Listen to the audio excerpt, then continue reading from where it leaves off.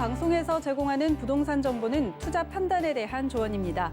방송에서 제공하는 부동산 물건의 가치, 가격 상승 및 가격 하락에 대해서는 방송사에서 보장하지 않습니다.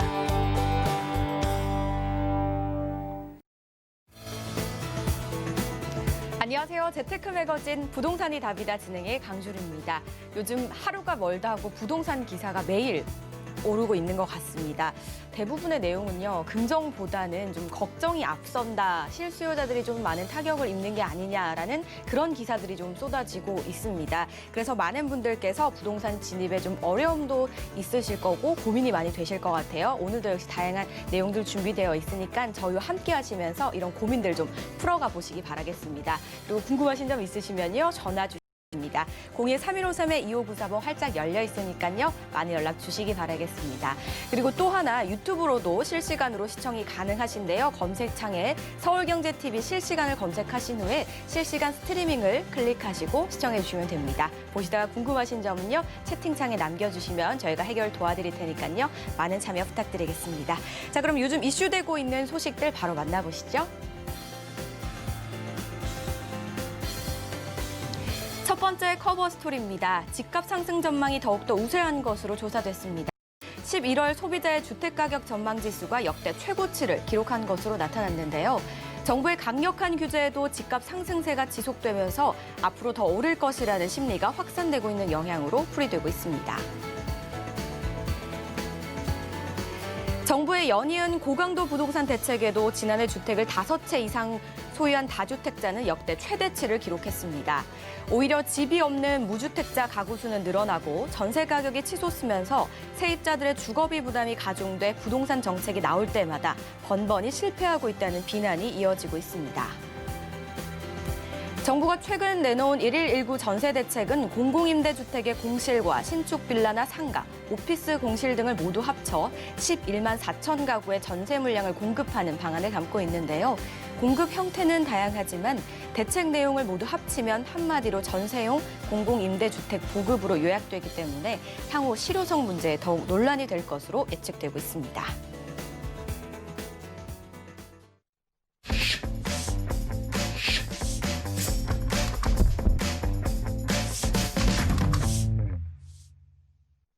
재테크 매거진 오늘 함께 하실 분 바로 만나보겠습니다. 조민기 이사 자리하셨습니다. 안녕하세요, 이사님. 네, 안녕하세요. 네, 오늘도 잘 부탁드리겠습니다. 저희 강의부터 한번 들어봐야 되겠죠. 앞서 이슈에도 잠깐 나온 내용입니다. 11월 19일 긴급하게 전세 대책을 발표를 했었습니다. 이 부분에 대해서도 좀 논란 아닌 논란이 나오고 있는 걸로 알고 있는데요. 어떤 내용인지 한번 살펴볼까요? 네, 정부에서 지금 부동산 관련된 정책, 자, 요번에 11월 19일 날 전세 대책에 대한 이 주거 지원 방안이라고 하는 정책, 자, 총 지금 24번째 정책이라고 하는데, 자, 이게 전세 대책에 대한 안건으로 해서 나오긴 했습니다만, 자, 이 부분이 대부분 이 공공임대주택 공급이라고 하는, 자, 그러면 이게 과연 최선책으로 돼 있을 거냐, 그리고 전세 대책을 상당히 많이 좀 완화시킬 거냐. 자, 이런 측면에서 한번 설명을 드려볼까 합니다. 자, 이번 11월 19일 날 일단 대책 기준은 공급에 일단 포커스가 되어 있는데, 자, 2021년 내년도 상반기까지 이 전국 기준으로는 4만 9천 호, 그리고 수도권은 2만 4천 호를 공급하겠다. 그리고 22년까지는 전체 전국 기준으로 약 한 11만 4천 이 가구를 이 공급을 하겠다라는 이 계획인데, 자, 실제 이 안에 결국은 전세 수요가 많이 몰리는 수도권, 서울권 기준으로 이 공급이 좀 확대가 돼야 되는 측면이 조금 아쉬운 부분이 좀 있는데, 자, 중요한 부분이 이 전세 수요의 이 공급의 주택 유형 자체가, 자, 공공임대, 공실주택, 그리고 공공전세주택, 그리고 신축으로 되어 있는 매입주택, 그리고 상가라든가 오피스텔 같은 경우 이런 부분에 리모델링하는, 자, 결론적으로 새로 이 아파트에 대한 주택 유형이 아닌 기존 빌라나 다세대 등 형식으로 공급이 되는 컨셉으로 좀 주택 유형을 잡았다는 게 좀 특징이 되겠습니다. 자, 그러다 보니까 자, 실제 지금 총 11만 4천 호 기준으로 공급이 전국 기준으로 그렇게 되는데 자, 이 부분이 이제 서울 기준으로 한번 좀 요약을 해보면 자, 서울 기준으로는 한 3만 5천 이 안에서도 지금 현재 2만 호 정도를 무엇으로 하냐면 이미 지어져 있는 신축 빌라나 다세대를 매입을 해서 이 부분으로 2만 원을 공급하겠다라는 컨셉이거든요. 자, 그러면 이 부분들이 지금 이제 예시되어 있는 것이 자, 이미 이거는 서울시 특히 정부에서 추진하고 있는 뭐 성북구에 이러한 다세대 주택을 매입을 해서 현재 이 부분을 지금 전세 임대로 지금 하고 있는 거고 또 광진구 성내동 같은 경우에도 이런 주택들을 새롭게 공급을 하는 시스템으로 하겠다라는 게 취지입니다.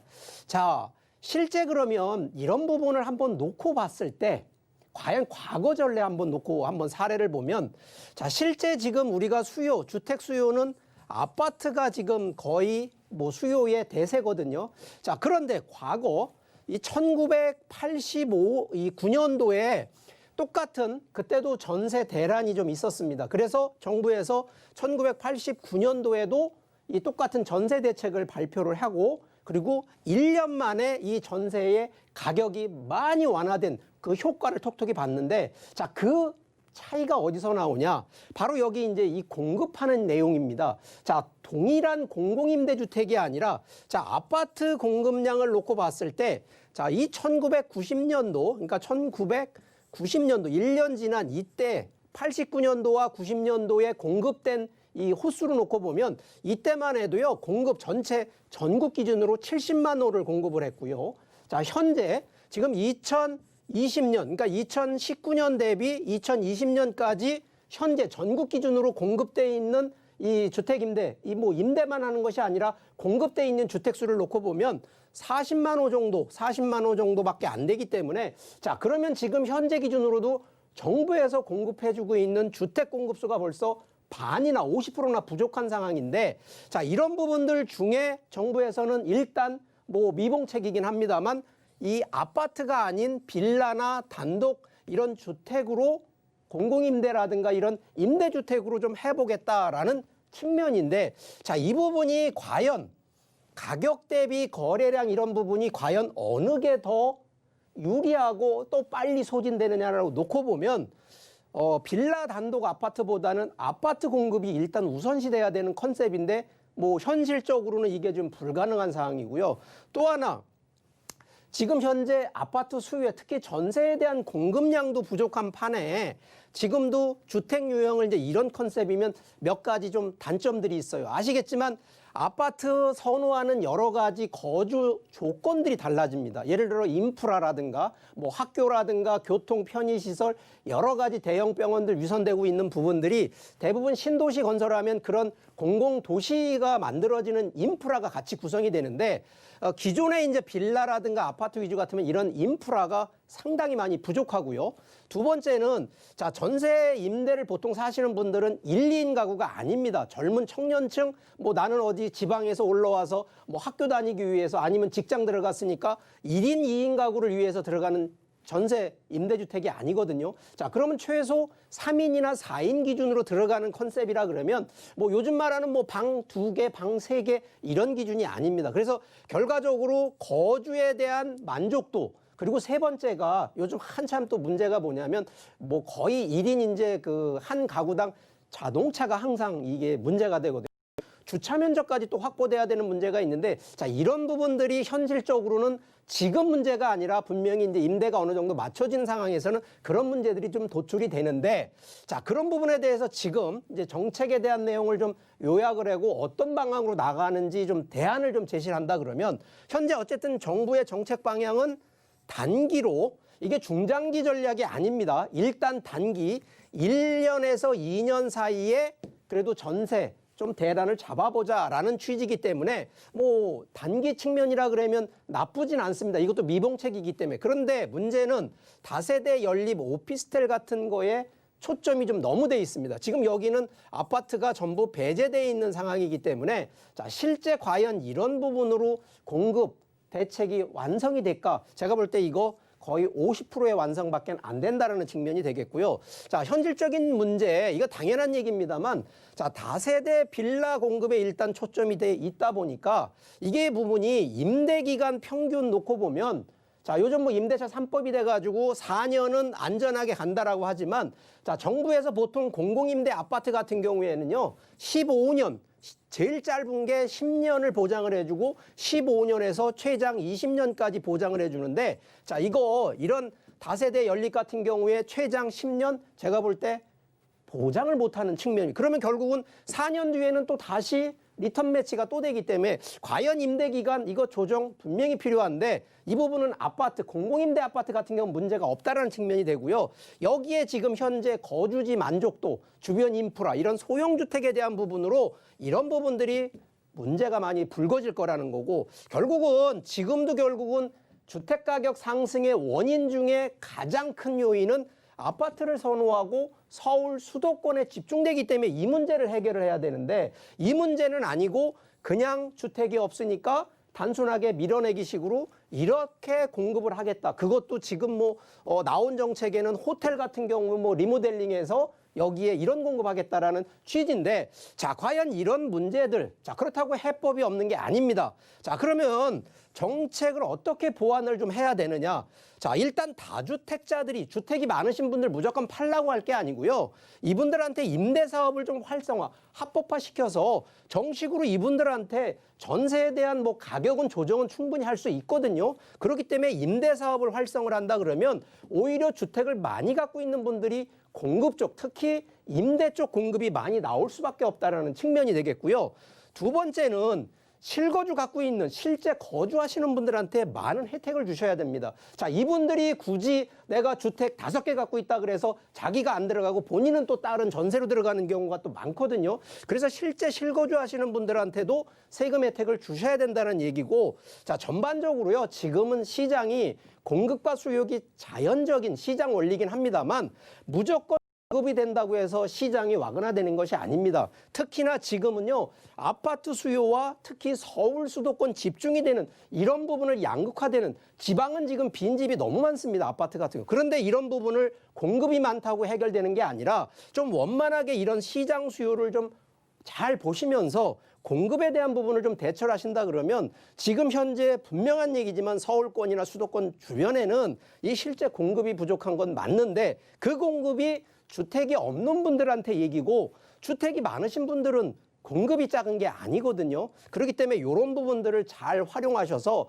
정부 정책뿐만 아니라 실제 이런 부분에 대한 전문가 의견도 좀 많이 참조하셔서, 그리고 실제 또 이런 부분들 찾으시는 분들도요, 충분히 이런 점 고려하셔서 좀 더 이 정책 보완을 좀 하셨으면 좋겠다라는 거 제안 드리도록 하겠습니다. 네, 집이라는 게 아무래도 잠만 자는 게 아니라 그 어느 곳보다 좀 안락하고 쉴 수 있는 그런 보금자리여야 되는데, 그 역할을 좀 해줄 수 있는지 의문들이 좀 나오고 있는 것 같습니다. 강의 내용 잘 참고해보시고 더 궁금하신 점은 전화 주시면 됩니다. 02-3153-2594번으로 많은 연락 주시기 바라겠습니다. 저희 이번에는요, 실제 사례를 통해서 재테크 팁 얻어보도록 하겠습니다. 사례 바로 만나보시죠. 네, 오늘의 부동산 투자 사례입니다. 서울 영등포구에 거주하고 계시는 40대 회사원이십니다. 2018년 대지 보유분이 15.2제곱미터인 재개발 다세대 주택을 투자하셨고요. 재개발에 따른 조합원 분양권 및 입주권을 기대하셨습니다. 어떤 결과가 있었는지 지금부터 알아보겠습니다. 서울에 거주하고 계신 분인데요. 재개발 쪽을 투자를 하셨거든요. 어떤 결과가 좀 있었을까요, 이사님? 자, 일단 결론 말씀드리면 성공을 하신 케이스입니다. 지금의 상황이 워낙 주택에 대한 여러 가지 가격 급등이라든가 이런 부분들 때문에 이분은 성공하셨는데, 자, 이분 지금 제가 볼 때 이 나이도 그렇고서 내 집 마련이 일단 1차적이었는데, 자, 기존에 있는 아파트 이런 주택을 매수한 것이 아니라 재개발 물건, 상당히 이게 좀 골치도 아프고 기간도 긴 바로 이런 물건의 특징이었는데, 자, 이런 거에 2018년도 요 정도의 다세대 주택을 투자를 하셔서 결론적으로 이제 재개발이 되기 때문에 그 조합원 분양권이나 입주권으로 투자도 투자지만 실제는 내 집 마련에 이제 포커스를 두신 분인데, 자, 이분 케이스 조금 사례를 좀 살펴보면, 자, 여기가 바로 여기 여의도고요. 앞에가 영등포입니다. 여기가 이제 영등포 여기 있는데 여기 신길역이에요. 신길역에 이제 들어가는 바로 이 역세권 재개발인데 자, 여기에도 지금 뭐 대부분 보통 재개발 계획이 있으면 이 검토를 좀 하시는데 자, 이분 같은 경우에는 이 상당히 좀 큰 저기가 아니라 이게 뭐 한 1000세대밖에 안 되는 부분이라 이게 긴가민가하고 아마 하신 것 같아요. 그런데 이분이 지금 요 다세대 주택을 2억 5,500만 원인데 여기도 지금 전세가 1억 2천 정도에 들어가 있다 보니까 실제 본인 자금은 한 1억 3,500 정도를 가지고 매수를 하신 분인데 자, 여기가 뭐 1000세대 기준으로 들어가는데 조합원만 해도 300세대. 자, 결론은 여기 부분을 다 100% 일반 분양은 아니고요. 여기 같은 경우는 서울시하고 같이 가는 공공 시프트라고 하는 그러면 결국은 공공임대가 같이 들어가는데 공공임대가 300세대, 조합원이 300세대, 일반분이 300세대 하니까 자, 사업성으로 놓고 보면 원래는 이 지금 600세대가 원래는 일반 분양되면 이거는 아주 큰 사업적인 가치가 있었는 건데 자, 300세대는 공공임대 서울시가 가져가는 부분이라 자, 이런 부분은 왜 중요하냐? 사업에 대한 안전성, 결국은 누가 주체가 돼서 하느냐? 결국은 정부에서 지금 주체가 돼서 하는 이런 재개발로 들어가신 부분이기 때문에 자, 그런데 들어간 금액만 놓고 대비 자, 이분이 왜 제가 이 성공을 하셨냐 얘기를 하냐면 자, 예를 들어 33평형을 조합원 신청을 했을 때 보통 지금 이 조합원 분양가 기준으로 보면 한 6억대 정도 하거든요. 자, 그런데 시세는요. 지금 현재 영등포 30평대 정도라 그러면 10억대가 훌쩍 넘어서 12억대입니다. 지금 현재 시세가 이런 부분이기 때문에 이분이 들어가신 거 결국은 성공하셨어요. 자, 그럼 이 케이스가 100% 그냥 성공했냐? 자, 이유가 있습니다. 자, 그 부분에 대해서 좀 설명을 드려보면 자, 여러분들 재개발 기준으로 놓고 보면 이게 지금 재개발의 절차입니다. 시작부터 이 끝날 때까지 이 기간이요. 이게 상당합니다. 우리가 뭐 재건축, 재개발하면 우리 투자하시면 보통 뭐 한 1년에서 2년, 좀 짧으면 3년에서 4년 아닙니다. 이 기본적으로 이거는 5년 이상을 보통 바라보시고 들어가시는 거기 때문에 짧은 기간이 아니라 긴 시간인데 자, 중요한 부분이 그럼 이 긴 시간이면 그러면 투자는 나는 단기에 수익을 내야 되니까 그럼 이 정도에 투자한다, 이 정도에 투자한다? 안 되죠. 이유는 요게 이제 정부에서 관여되기 전까지만 놓고 보더라도 정비구역 지정되고요, 조합 설립하고 여러 가지 이제 사업 시행 들어가면서 관리 처분 딱 나올 때까지 그러면 단계별로 보면 투자하는 시점으로 놓고 보면 1단계, 2단계, 3단계, 4단계가 있었거든요. 자, 그런데 이제 지금 법이 재개발 재건축 법이 바뀌면서 자, 조합 설립 들어가면서부터는 투자 못하게 딱 전매 금지부터 다 내놨어요. 그러니까 이쪽부터는 못하니까 결국은 정비구역 지정될 때 이제 투자 검토가 들어가야 된다는 얘기를 들어가는 거고요. 자, 이런 부분들 가장 또 중요한 부분이 대부분 이런 법에 의거해서 갑니다. 그런데 일반 주택 재개발이 재개발 사업이 이 안에 들어가 있는데 자, 일반적으로 여기 지역주택조합 요즘 또 많이 들으실 거예요. 이런 내용은 또 이쪽으로 해서 빠져갑니다. 주택법에 의해서 가기 때문에 혹시라도 내 지역 내에 주택 재개발이 아니라 지역주택으로 가시는 분들은 이런 부분들은 좀 참조하시라는 얘기를 좀 첨언해 드리고 자, 우리가 투자할 때 과연 재개발 투자 우선순위를 어디를 봐야 되느냐. 자, 어떤 분들은 대지 지분을만 바라보고 가시는 분이 있고 어떤 분들은 그래도 집 면적, 주택 면적이 그런 전용 면적으로 가야 된다라고 생각을 하시는데 자, 이거 두 가지 차이입니다. 대지 지분이 좀 있어야 되는 이유는요. 바로 이 분양권 때문에 그렇습니다.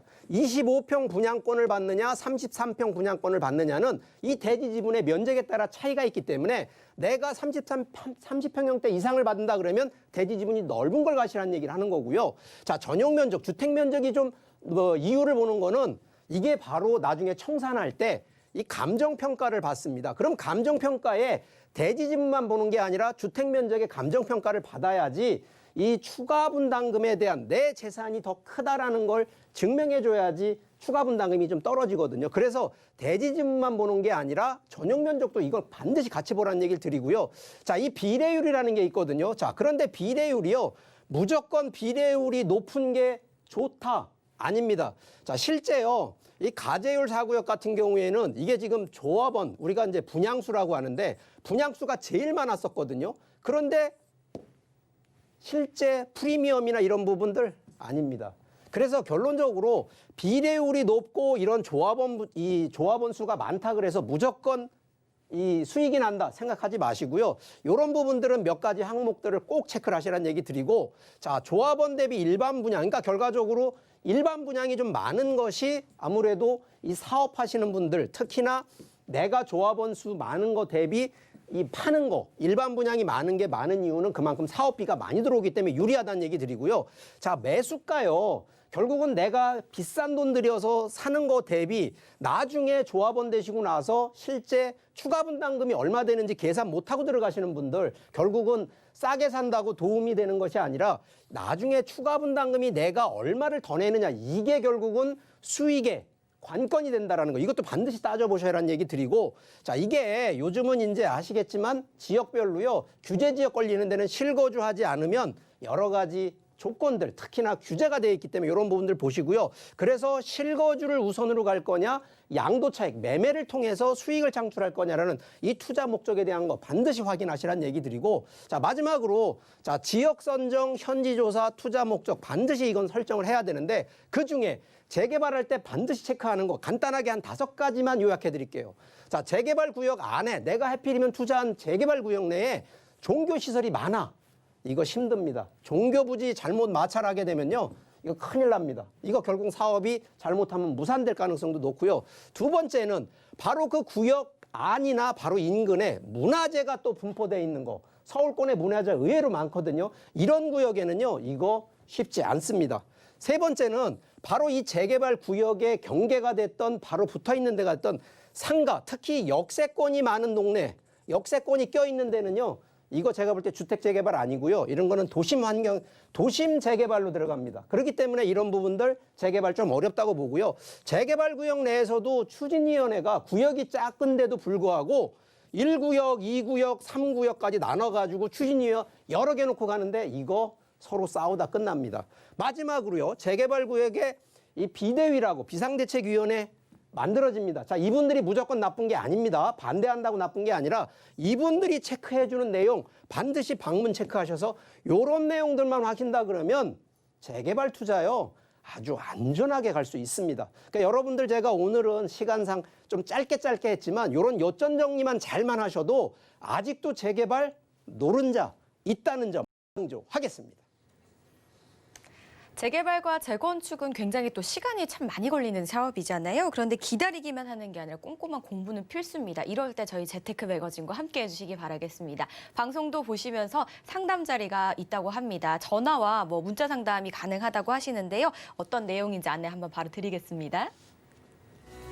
부동산 고민 무엇이든 물어보시면 됩니다. 이번 주는요, 오프라인 자리가 개최가 되지 않는다고 하니까요, 전화로 예약 접수 후에 상담 나눠보시기 바라겠습니다. 네, 재테크 사례까지 모두 만나보셨습니다. 이번에는요, 실전으로 한번 들어가 볼게요. 현장 포커스입니다. 첫 번째 지역 바로 만나보시죠. 서울시 용산구 후암동에 위치한 1.5룸 다세대 주택입니다. 1호선과 4호선 서울역 더블 역세권이고요. 시세는 2억 5천에서 2억 5,500만 원으로 형성돼 있습니다. 네, 서울의 대형 중심지이자 대형 개발 호재가 기다리고 있는 곳으로 유명한 것 같아요. 용산구를 한번 가보도록 하겠습니다. 특히나 후암동은 좀 노후된 지역도 많아서 앞으로 기다리고 있는 개발들도 많을 것 같은데요. 이 지역 어떤가요, 이사님? 네, 자, 첫 번째 현장 포커스, 기본적으로 다세대 주택에 대한 이 현장인데, 자, 이거 재개발을 좀 바라보는 목적이 좀 있는 그러한 현장인데, 자, 일단 위치가 용산 후암동입니다. 자, 여기에 1.5룸 다세대 주택, 자, 재개발을 바라보기 때문에 지금 새로 하는 분양이 아니고 이미 지어져서 지금 전세로 임대를 하고 있는 부분인데, 자, 여기 1호선하고 4호선 바로 서울역 뒤편인데, 아무래도 좀 노후돼 있는 지역이다 보니까 바로 역세권이 아니라 도보 한 6분 정도 거리에 있는데, 자, 지도를 좀 보면서 설명을 좀 드려보면, 자, 여기가 서울역, 후암동, 자, 바로 여기 용산역, 여기 민족공원, 한남 뉴타운, 남산, 국제 업무지구도 여기 들어가지만 이 해당되는 지역으로 보면, 자, 이게 다 용산구 안에 들어갑니다. 자, 그런데 어느 동네는 개발이 되고 어느 동네는 개발이 안 되는 부분. 자, 용산이라 그래서 무조건 100% 다 개발된다? 쉽지 않습니다. 이유는요, 자, 어떤 데에는 이게 전체적인 도시 환경, 이런 부분으로 인해서 예를 들어 민족공원에 나는 민족공원에 들어가서 내 집 하나 단독주택 짓겠다? 이거 되겠습니까? 예를 들어서 이렇게 개발 제체 그러면 남산이라든가 민족공원 당연히 이런 데는 상식적으로 거기는 뭐 개발 안 됩니다. 그러면 여기에 누가 땅을 팔고 누가 뭐 하다못해 부동산 물건 판다 그래서 이거 사시면 돈 될 것 같습니까? 아닙니다. 항상 그러지만 입지를 놓고 볼 때는요. 자, 남산이 중요한 이유는 주거 환경이 그만큼 좋아지고 사람들이 선호하는 지역으로 변모하기 때문인데 자, 용산에는 당연히 용산역을 중심으로 대형 업무시설이 개발이 되기 때문에 1단계는 그거고요. 2단계는 한남 뉴타운이라는 재개발 타운이 여기가 총 5개 구역에서 지금은 4개 구역으로 이제 확정이 돼서 진행을 하지만 워낙 여기는 솔직히 이 전 세계적으로 놓고 보더라도요. 고부가가치가 되는 조금 더 부유층들이 살 수밖에 없는 그런 입지라는 거고요. 자, 그러면 서울역 중심으로 해서 용산역까지 가는 이 한강대로를 따라서 가는 옆쪽으로는 지금 다 노후돼 있는 옛날 기준으로 말하면 달동네 동네인데 자, 여기 지금 하나하나 재개발이 진행되고 있다라는 거거든요. 자, 그래서 개발 호재 중에 용산역을 중심으로 들어가시는 분들은 업무지구를 바라보고 들어가는 컨셉. 자, 서울역 자체는 역세권이기 때문에 역세권을 바라보고 들어가지 마시고요. 서울역과 중심으로 있는 이쪽이 서계동이고 이쪽이 후암동이면 자, 후암동 쪽도 기본적으로 10년을 바라보고 들어가는 건데 자, 여기 이미 바로 한강대로 앞쪽으로는 이미 도심환경 정비 사업 이미 진행이 돼서요. 현장에 여기 한번 가보신 분들은요. 이미 벌써 30몇 층짜리 건물들이 여기 앞에 딱 들어가 있는 이런 거를 볼 수가 있다라는 거거든요. 그래서 결론적으로 강남, 용산, 그리고 영등포, 여의도를 딱 연결하는 이 트라이앵글 구성 안에 들어가는 동네이기 때문에 충분히 되는데 자, 그런 부분에 대한 호재 얘기 좀 잠시 한번 살펴보면 자, 일단 용산 자체에서 용산역을 중심으로 가는 것이 가장 큰 개발 호재라는 거거든요. 그 안에서도 지금 용산역 바로 밑에 이런 재개발 구역이 이 과거의 업무지구 안에보다는 좀 떨어지기 때문에 충분히 이 부분은 가격대에 상당히 세고요. 두 번째는 뭐 민족공원이 지금 하나가 만들어지는데 자, 이 부분이 이게 중장기적으로 가는지만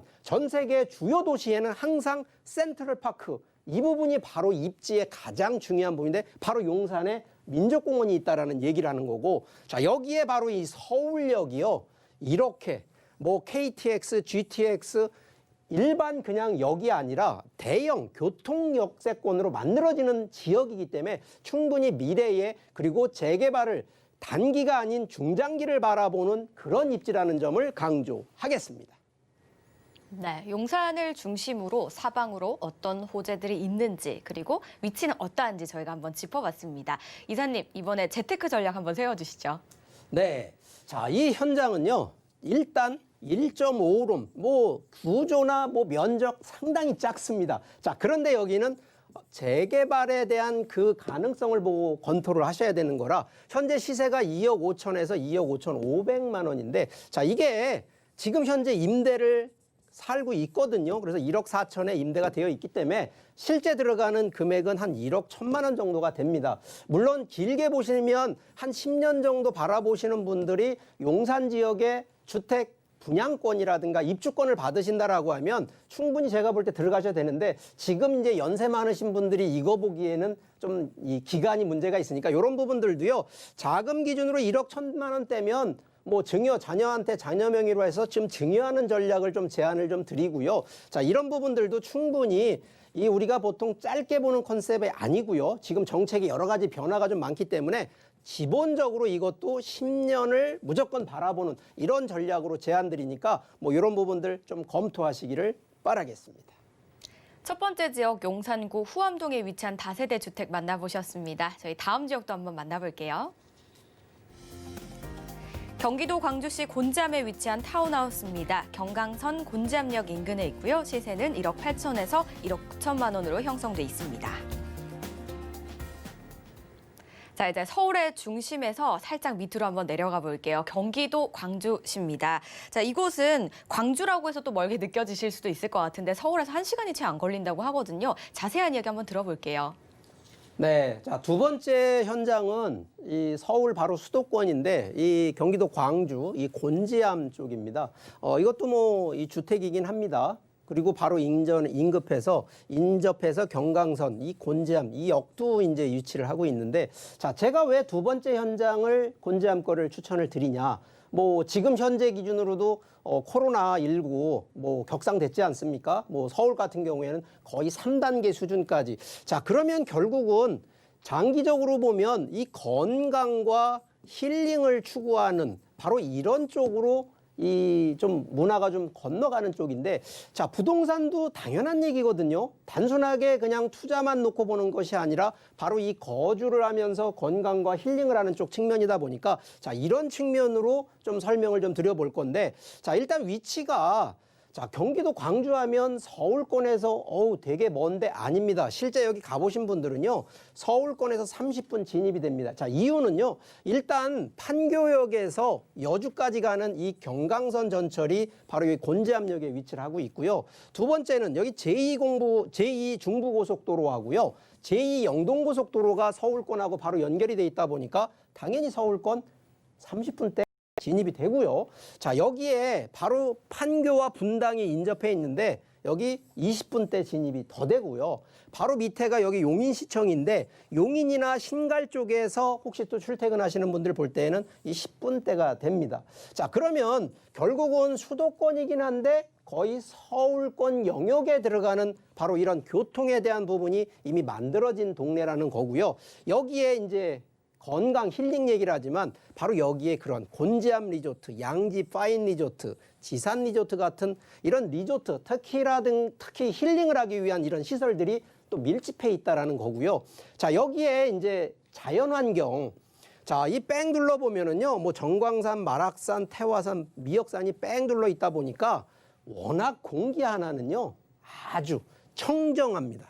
청정 자연 입지가 바로 이 동네고요. 그러다 보니까 실제 고급 전원주택 단지가 이쪽으로 또 많이 포진이 돼 있다 보니까 결국 수요가 많으면 당연히 지가 상승이 되고 있는 지역 중에 한 곳이라는 점. 자, 이 부분을 좀 일단 입지 설명을 해드리는 거고.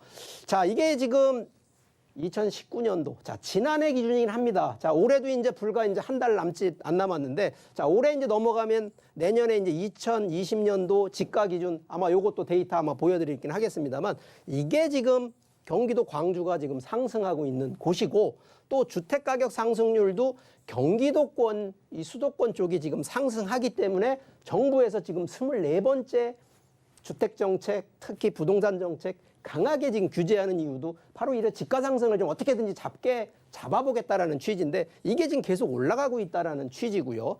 자, 두 번째, 현재 판교에서 여주까지 경강선 들어가는데 또 하나 수서에서, 서울 수서권입니다. 수서에서 광주까지 수서복서 전철, 이게 또 하나 들어가고요.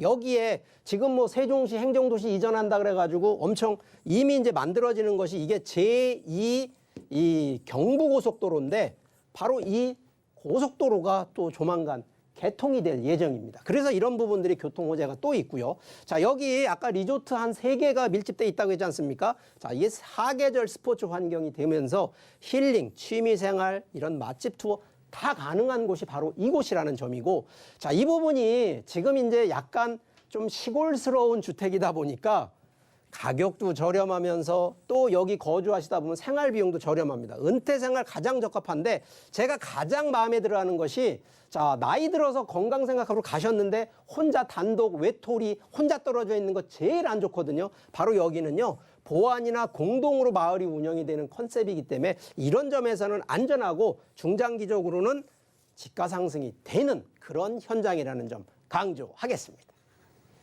수도권 생활을 누리면서 동시에 다 맑은 공기와 레저 생활 그리고 맛집까지 누려볼 수 있는 뭐 일석삼조, 일석오조까지 좀 누려볼 수 있는 그런 곳인 것 같아요. 좀 많은 분들이 궁금해하실 것 같습니다. 이곳의 시세 형성 좀 어떻게 돼 있을까요? 네, 자, 여기요. 일단 뭐 방 구조로 보면 3룸, 방 3개에 화장실 2개입니다.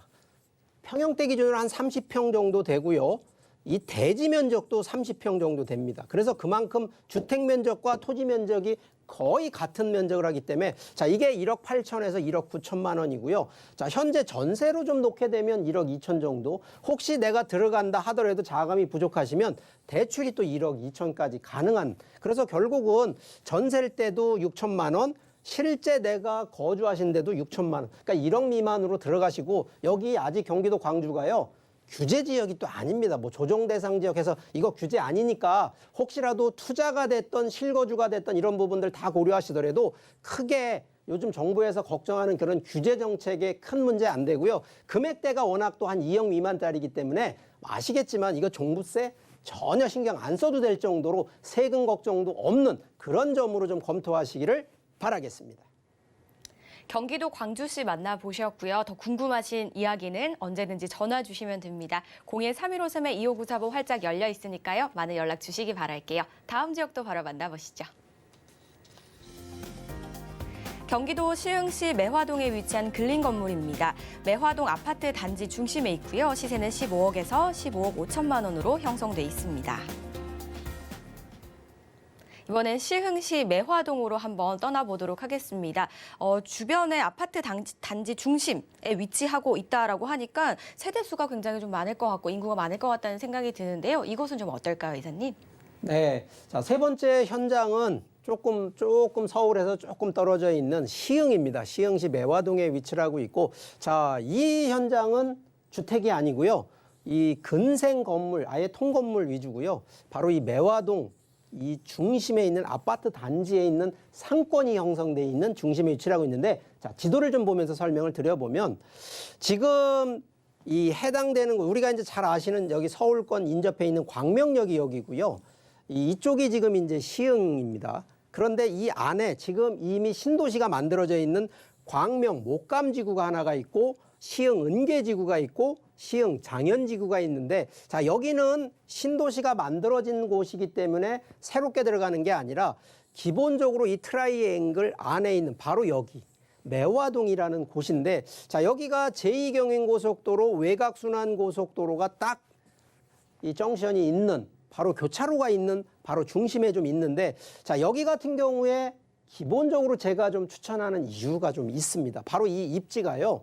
서울에서 좀 떨어져 있지만 기본적으로 첫 번째는 중장기적으로 점점점 개발이 되고 있고 변화가 되는 곳이 바로 이 매화동인데, 일단 현재도 중심에 이런 매화동 중심 아파트 단지가 좀 있습니다. 이미 여기도 초중고가 학군들이 만들어져 있는데, 자, 이미 여기 서해안선 지하철 신현역이 바로 인접해 있는데, 자, 요게 중요한 게 아니라 바로 여기 이 신안산선이라고요. 바로 여기 매화역이 이 매화동 바로 앞쪽에 만들어진다는 거죠. 근데 이게 언제?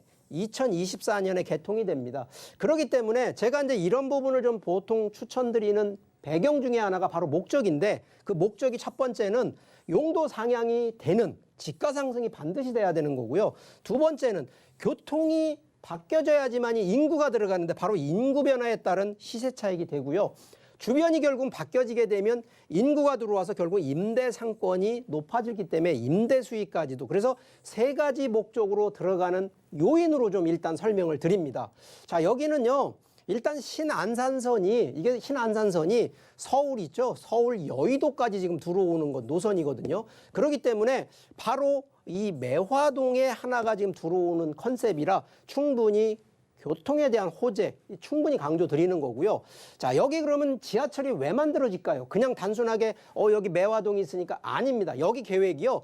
자, 현재는 산업단지가 하나가 들어가 있긴 합니다만 이 산업단지보다도 여기 산단 그리고 주택 이 주변 재개발까지 놓고 보면, 자, 이 구역의 개발이 엄청 지금 진행이 될 예정에 있습니다. 바로 위쪽에 은계지구가 있고 바로 밑에 쪽에 목감지구가 있다 보니까 신도시의 영향력으로 이쪽에는 주로 산업단지 같은 경제활동이 일어나는 이런 구역으로 만들기 때문에 이런 부분이 된다라는 걸 설명을 드리는 거고, 자, 결론적으로 광명 시흥 쪽에는 대부분 산업단지, 특히 기업체를 활성화하는 지역으로 개발이 된다라는 거죠. 이게 작은 규모가 아닙니다. 그렇기 때문에 이쪽 동네는 인구면 인구 여러 가지로 지금 다 하는 거기 때문에 인구와 우리가 보통 기업체 기업체의 생산 가능 인구로 들어간다는 컨셉을 놓고 봤을 때에는 단순하게 토지 가격 올라간다는 이런 측면이 아니라 중장기적으로 지가 상승뿐만 아니라 임대 수익 충분히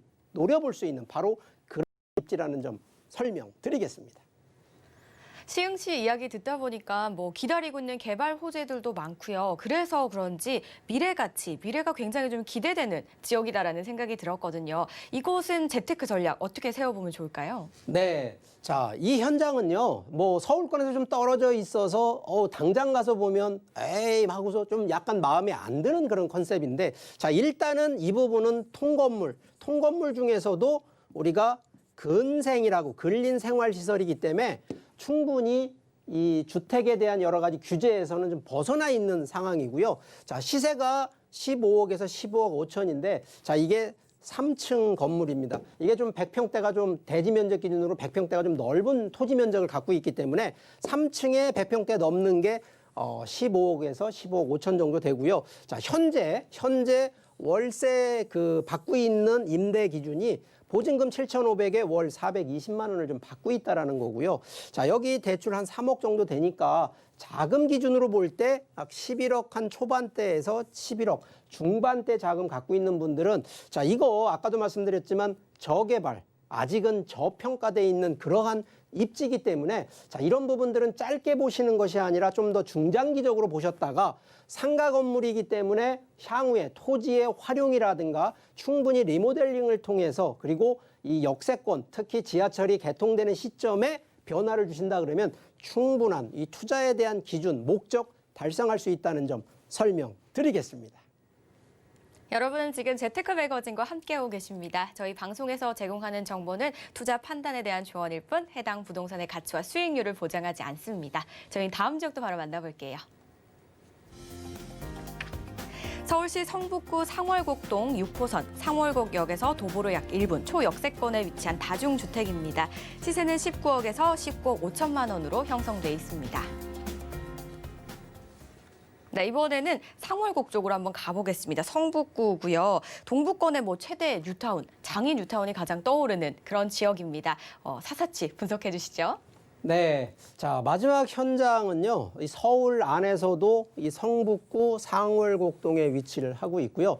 자, 이 현장은 이 다중주택, 이게 통건물인데, 자, 주택으로 되어 있습니다만 다세대, 특히나 주택수 여러 개를 갖고 있는 그런 다주택이 아니고요. 바로 이거는 1주택으로 가는 바로 통건물이라는 점 설명드리면서, 자, 여기 6호선 상월곡역 바로 도보 1분에 있는 초역세권, 바로 그런 현장이라는 점. 자, 지도 보면서 좀 추가 설명을 드려보면, 여기 바로 상월곡역 6호선이 있습니다. 이 밑에 쪽으로 가면 여기 고대가 있는데, 바로 이 위에 쪽, 이 부분이 현재 이 성북 쪽에서 가장 큰 이 뉴타운, 이 장인 뉴타운 재개발 사업이 진행되고 있는 곳 중에 한 곳이고요. 바로 옆에 또 이 동덕여자대학교가 좀 위치를 하고 있고, 뭐 주변 자체 보면 뭐 오동공원이라든가 이 청량근린공원 같이 또 이 쾌적한 이 주변 입지까지 또 만들어져 있는데, 자, 단순하게 지하철역에서 초역세권이다라고 하는 그 하나 때문에 설명드리는 게 아니고요. 자, 주변 자체를 일단 놓고 보면 상월곡역을 중심으로 반경 한 2, 3km 정도를 놓고 보면 뭐 가까이 있는 동덕여대가 있습니다만 여기 고려대, 성신여대, 뭐 카이스트, 경희대, 한국외대, 한국예술종합대학교, 이 학교만 해도 보통 한 7, 8개 대학이 밀집돼 있는 곳이 바로 이곳이거든요.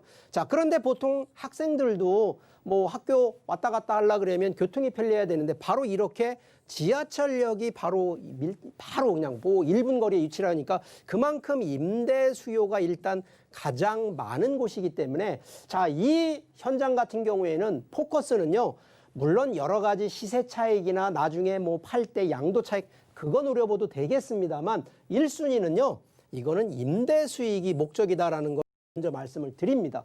자, 그런데 임대 수익이 단순하게 학교가 많으니까 학생 아닙니다. 그 이유를 제가 조금 더 설명을 더 드릴게요.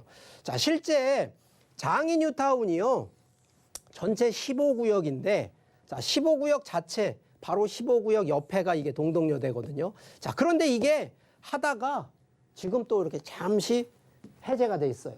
자, 그러면 여기요, 안 하는 게 아닙니다. 여기는 개발이 따로 들어갑니다. 그렇기 때문에 여기에 있는 실제 거주하는 인구들이 다 딴 데로 거주를 하고 이주를 해야 되는데 바로 그러한 임대 수요가 또 첫 번째고, 결론적으로 여기가 또 다 개발이 되면 그만큼 개발되는 지역은 당연하지만 집가 상승, 주택 가격 상승 다 올라가게 돼 있다는 걸 과감하게 말씀을 드리는 거고, 자, 두 번째는 바로 인접해서 지금 여기 카이스트가 있는 바로 이 홍릉이 지금 정부에서 요즘 뭐 정부 내년부터게 되겠습니다만 이거 뉴딜 정책이라고 아시죠?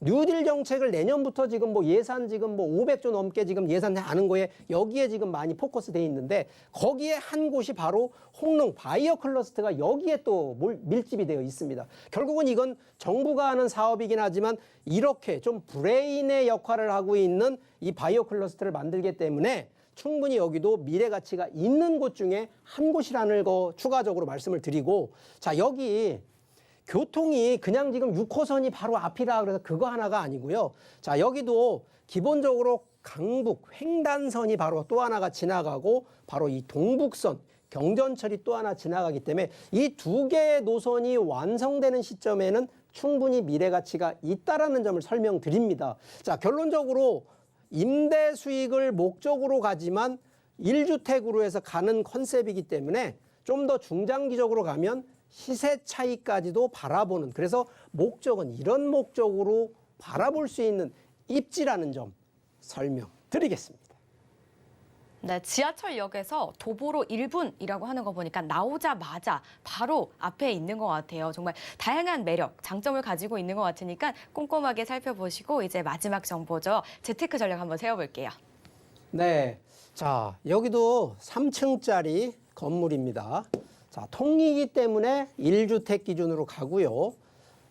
시세가 19억에서 19억 5천만 원이 됩니다. 바로 역세권이기 때문에 뭐 가격이 조금 더 올라갈 수밖에 없는데, 자, 이것도 제가 1순위는 임대 수익이 목적이라고 얘기를 드렸어요. 자, 이유는 보증금 3억 4천만 원에 월 800만 원이 넘는 돈이 지금 통장으로 입금이 되는, 자, 결론적으로 요즘처럼 뭐 어디 자금 묶어두고 아닙니다. 이렇게 월세가 따박따박 들어오는 바로 이러한 시스템적으로 되어 있고요. 자, 이게 전세가 아니다 보니까 대출 약 7억 원까지 가능하시거든요. 그래서 전세와 보증금 합쳐서 실제 내가 들어가는 돈은 8억대에서 9억 원 정도의 자금을 가지고, 자, 이 부분도요. 기본적으로 주택수에 많이 걸리시는 분들은 좀 어려울 수는 있습니다만 보통 한 1주택이나 2주택을 갖고 있는 분들한테 좀 추천을 좀 드리는 배경이, 결국은 이게 주택수에 크게 안 걸리면서도 월 임대를 800만 원대 정도 가져가는 컨셉이라 그러면서도 한 10년 정도 뒤에 중장기적으로 차익 실현까지도 좀 노려볼 수 있는 바로 그런 곳이기 때문에 한 번 더 이런 부분들 반드시 얘기 드리는 게, 그냥 제 얘기 듣고 결정하지 마시고요. 반드시 현장 답사 꼭 좀 한번 하실 점 강조드리겠습니다. 상월공역 초역세권 지역 한번 분석해봤습니다. 재테크 전략 세우시다가 궁금하신 점 있으시면 언제든지 전화 주시기 바랍니다. 02-3153-2594번으로 많이 연락 주시기 바랄게요. 오늘도 다양한 지역 소개해주신 이사님 인사드리도록 하겠습니다. 고맙습니다. 네, 저희 오늘도 서울 외 다른 지역 왔다 갔다 여기저기 많이 살펴봤는데요. 많은 분들 헷갈리실 것 같아서 다시 한번 정리해드릴게요.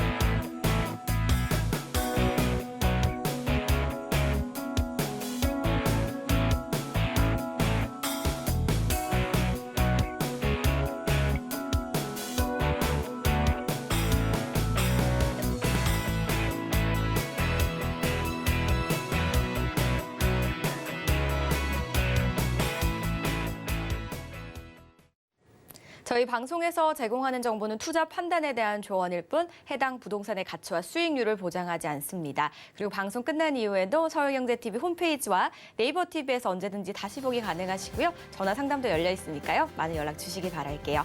저희가 준비한 소식은 여기까지입니다. 시청해주신 여러분 고맙습니다.